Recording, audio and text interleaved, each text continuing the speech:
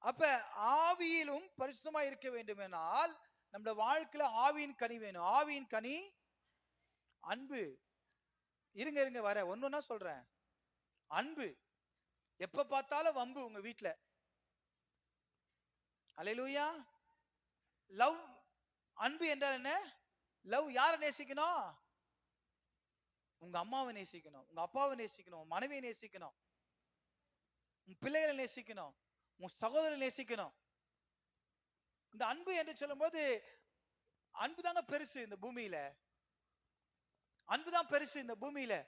இன்னைக்கு அண்ணன் தம்பி எல்லாம் ஒன்னா இருக்கிறான். ஆனா நல்லா பெருசு வந்த பிறகு சொத்து பிரச்சனை. அன்பு எங்க போச்சு? அப்பேன் அப்படின்னு சொன்ன வாயில இன்னைக்கு வேற மாதிரி சொல்றானவ. அன்பு எங்க போச்சு? பாட்டு பண்ணாங்க. அன்புக்கு முன்னால